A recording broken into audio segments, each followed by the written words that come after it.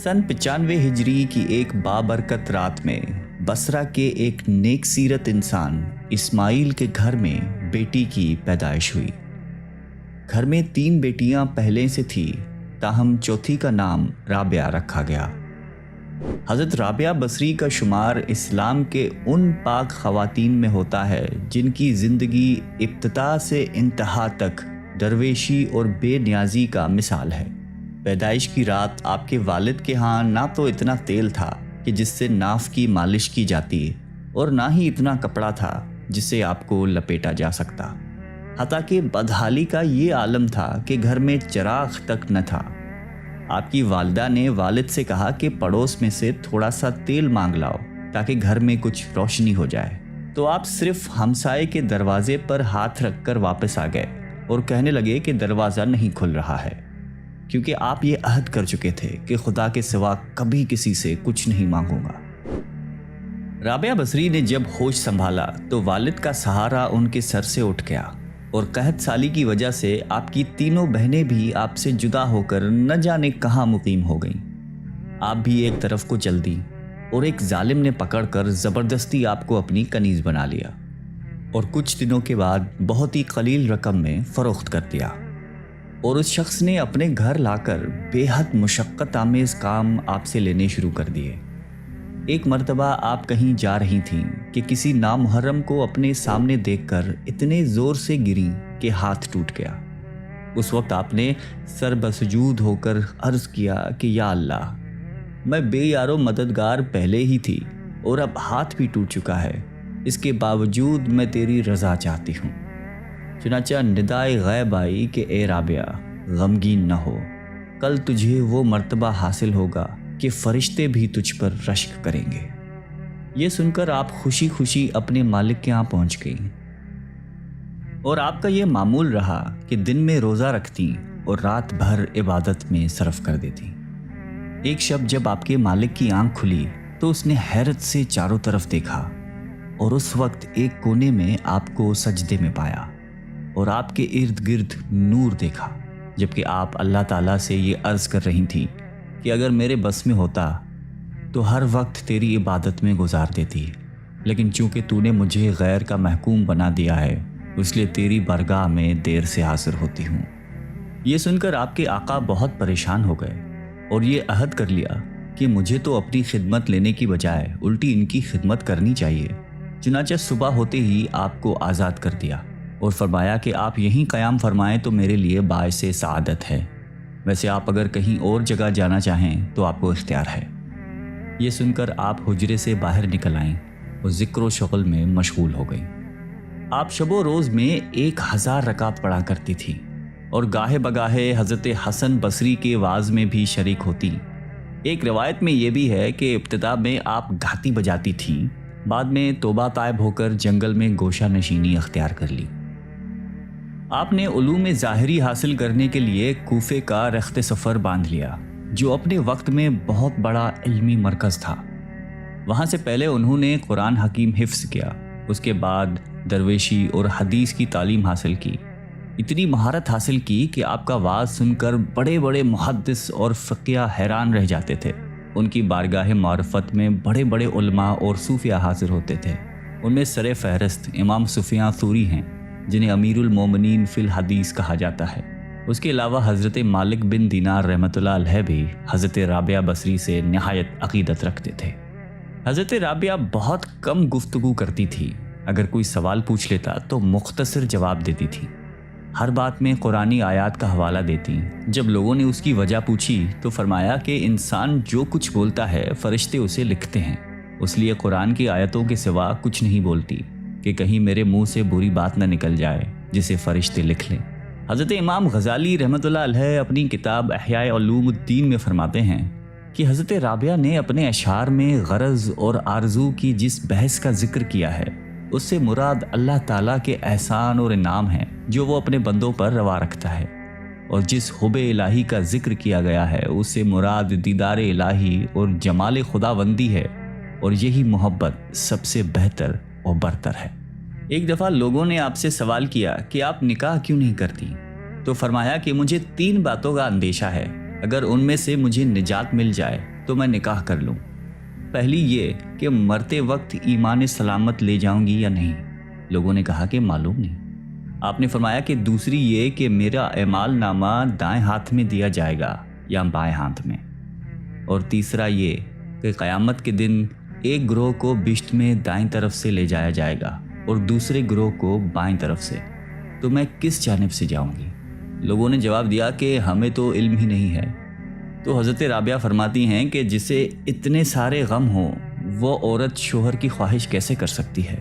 اس کا دل ہر وقت خوف الہی سے معمور رہتا تھا۔ وہ اپنے خوف جہنم اور خواہش جنت سے بے نیاز ہو کر خدا کو یاد کرتی تھی۔ ان کا عقیدہ یہ تھا کہ خدا کو یاد کیا جائے کیونکہ وہ وحدہ لا شریک ہے۔ اس محبت کا مقصد باری تعالیٰ کی خوشنودی حاصل کرنا ہو، اس کا دیدار حاصل کرنا ہو۔ آپ ہمیشہ روتی تھی، فرمایا کرتی تھیں کہ میں نے صرف اللہ تعالیٰ ہی سے محبت کی ہے، ڈرتی ہوں کہ مرتے وقت آواز نہ آئے کہ رابعہ تو ہمارے لائق نہیں۔ وہ ہمیشہ کھردرے کمبل کا کرتا پہنتی تھیں اور وصیت فرماتی تھیں کہ مرنے کے بعد اسی میں دفن کی جاؤں۔ ان کے انتقال کے بعد ایک خاتون نے انہیں خواب میں دیکھا کہ بہت ہی قیمتی ریشمی کرتا پہنے ہوئی تھی۔ خاتون نے سوال کیا کہ کمبل کا کرتا کہاں گیا؟ تو جواب میں کہنے لگی کہ رحمان نے اس کرتے کی بدلے میں یہ کرتا عطا فرمایا ہے۔ اس عورت نے کہا کہ قرب الہی کے حصول کا کوئی طریقہ بتائیں۔ تو جواب دیا کہ قرب الہی کے لیے یاد الہی سے بہتر کوئی چیز نہیں۔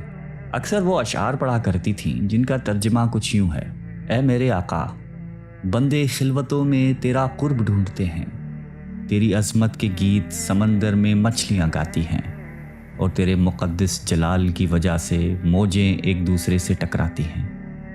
دن کی روشنی، رات کی تاریکی، گھومنے والے آسمان، منور چاند، چمکیلے تارے سب تیرے سامنے سجدہ کرتے ہیں، اور ہر چیز ایک انداز کے مطابق ہے کیونکہ تو غنی اور قہار ہے۔ وہ اپنی دعائیں اپنے اشعار کے ذریعے بیان کرتی تھی۔ اس دعا کو اکثر راتوں کو چھت پر جا کر پڑھا کرتی تھی: اے میرے مالک، ستارے چمک رہے ہیں اور سب لوگوں کی آنکھیں نیند سے بند ہیں اور ہر کوئی اپنی خلوت میں ہے، میں یہاں تیرے ساتھ اکیلی ہوں۔ اے مالک، اگر میں دوزخ کے عذاب کے خوف سے تیری عبادت کرتی ہوں تو تو مجھے دوزخ میں جھونک دے۔ اگر میں جنت کی توقع میں تیری عبادت کرتی ہوں تو مجھے جنت سے محروم کر دے، لیکن اگر میں محض تیری خاطر عبادت کرتی ہوں تو مجھ سے اپنے حسن لا زوال کو پوشیدہ نہ رکھنا۔ وہ فرماتی تھیں کہ کوئی انسان کس طرح توبہ کر سکتا ہے جب تک اس کا مالک اس کو اس کی توفیق عطا نہ کرے اور اسے قبولیت نہ بخشے۔ اگر وہ تمہاری طرف رخ کرے گا تو تم بھی اس کی طرف رخ کرو گے۔ فرماتی تھیں کہ اللہ تعالیٰ سے قناعت پسند دل مانگو، یہ بہت بڑی نعمت ہے۔ دل کو قابو میں رکھنا اور اختیار ہونے پر ناجائز خواہشوں کو روکنا مردانگی ہے۔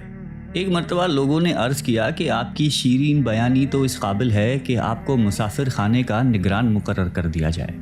فرمایا کہ میں تو خود ہی اپنے مسافر خانے کی محافظ ہوں، کیونکہ جو کچھ میرے اندر ہے اسے باہر نکال دیتی ہوں، اور جو میرے باہر ہے اس کو اندر جانے نہیں دیتی۔ اس لیے مجھے کسی کی آمد و رفت سے کوئی سروکار نہیں ہے، کیونکہ قلب کی نگہبان ہوں، خاکی جسم کی نہیں۔ ایک مرتبہ آپ سے سوال کیا گیا کہ آپ ابلیس کو دشمن تصور کرتی ہیں؟ فرمایا کہ میں تو رحمان کی دوستی میں مشغولیت کی وجہ سے ابلیس کی دشمنی کا تصور ہی نہیں کرتی۔ عالم خواب میں حضور اکرم صلی اللہ علیہ وآلہ وسلم نے آپ سے فرمایا کہ کیا تو مجھے محبوب رکھتی ہے؟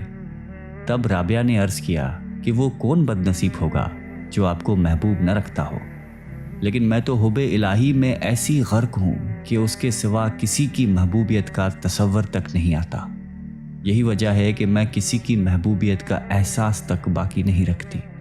لوگوں کے اس سوال پر کہ محبت کیا شے ہے، آپ نے فرمایا کہ محبت ازل سے ہے اور ابد تک رہے گی، کیونکہ پورے عالم میں کسی نے اس کا ایک گھونٹ تک نہیں چکھا، جس کے نتیجے میں محبت اللہ تعالیٰ میں ضم ہو کر رہ گئی۔ ایک مرتبہ کسی نے سوال کیا کہ آپ جس کی عبادت کرتی ہیں کیا وہ آپ کو نظر بھی آتا ہے؟ تو فرمایا کہ اگر نظر نہ آتا تو عبادت کیوں کرتی؟ لوگوں نے جب آپ سے سوال کیا کہ خدا بندے سے کس وقت خوش ہوتا ہے، فرمایا کہ جب بندہ محنت پر اس طرح شکر ادا کرتا ہے جیسا کہ نعمت پر ادا کرتا ہے۔ آپ اکثر فرمایا کرتی تھی کہ صرف زبانی توبہ کرنا جھوٹے لوگوں کا فعل ہے، کیونکہ اگر سچے دل کے ساتھ توبہ کی جائے تو دوبارہ کبھی توبہ کی ضرورت پیش نہ آئے۔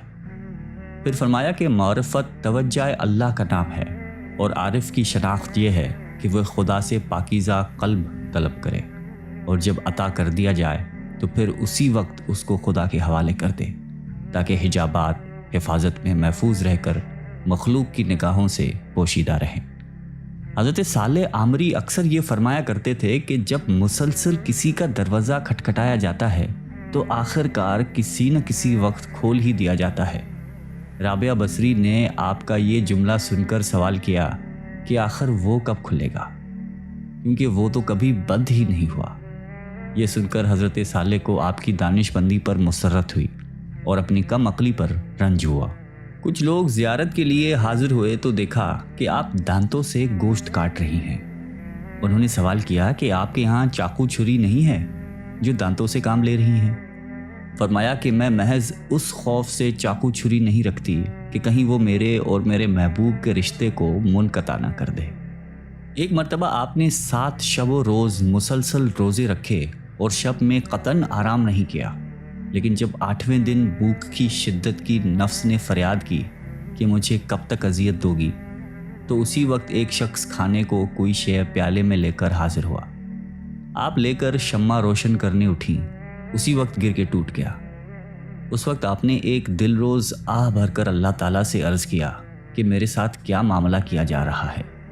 ندا آئی کہ اگر دنیاوی نعمتوں کی طلبگار ہو تو ہم عطا کیے دیتے ہیں، لیکن اس کے عوض میں اپنا درد تمہارے قلب سے نکال لیں گے، اس لیے کہ ہمارے غم اور غم روزگار کا ایک قلب میں رہنا ممکن نہیں ہے۔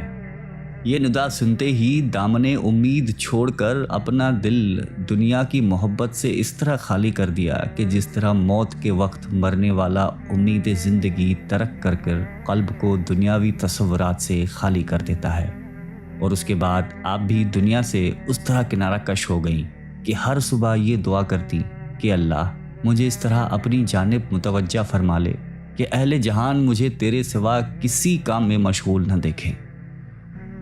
حضرت عبد الواحد عامری بیان کرتے تھے کہ ایک مرتبہ میں اور حضرت سفیان ثوری رابعہ بصری کے مزاج پرسی کے لیے حاضر ہوئے تو کچھ ایسے مرطوب ہوئے کہ لب کشائی کی ہمت ہی نہیں ہو سکی، حتیٰ کہ رابعہ نے خود ہی فرمایا کہ کچھ گفتگو کیجیے، تو ہم دونوں نے عرض کیا کہ اللہ تعالیٰ آپ کا مرض دور فرما دے۔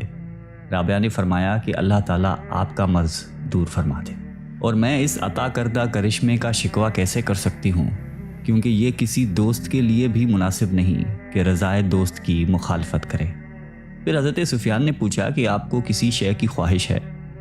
فرمایا کہ تم صاحب معرفت ہو کر ایسا سوال کرتے ہو، اور بصرہ میں کھجور کی موجودگی کے باوجود 12 سال سے کچھ کھانے کی خواہش ہے، لیکن میں نے محض اس لیے نہیں چکھی کہ بندے کو اپنی مرضی کے مطابق کوئی کام نہیں کرنا چاہیے، کیونکہ رضا الہی کے بغیر کوئی کام کرنا کفر کے ہم معنی ہیں۔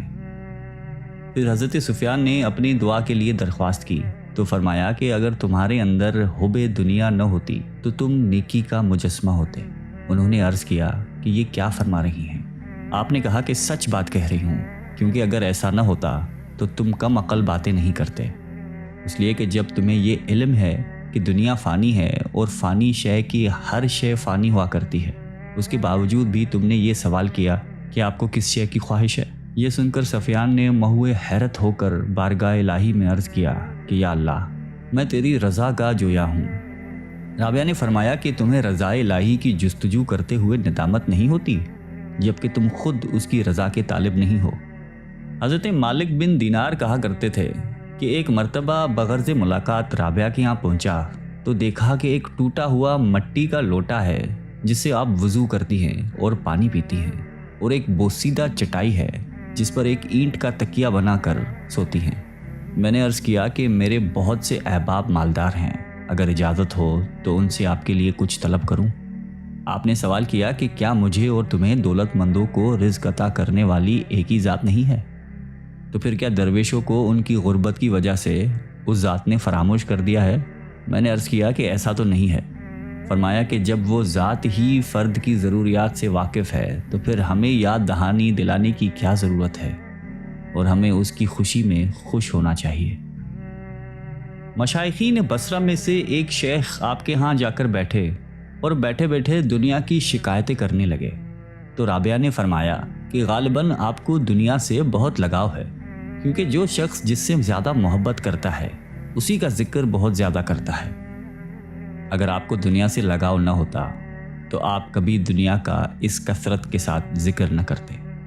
وفات کے وقت آپ نے مجلس میں حاضر مشائخین سے یہ فرمایا کہ آپ حضرات یہاں سے ہٹ جائیں، ملائکوں کے لیے راستہ چھوڑ دیں۔ چنانچہ سب باہر آ گئے اور دروازہ بند کر دیا۔ اس کے بعد اندر سے یہ آواز سنائی دی کہ اے مطمئن نفس، اپنے مولا کی جانب لوٹ چل۔ اور جب کچھ دیر کے بعد اندر سے آواز آنا بند ہو گئی تو لوگوں نے جب اندر جا کر دیکھا تو روح قفس انصری سے پرواز کر چکی تھی۔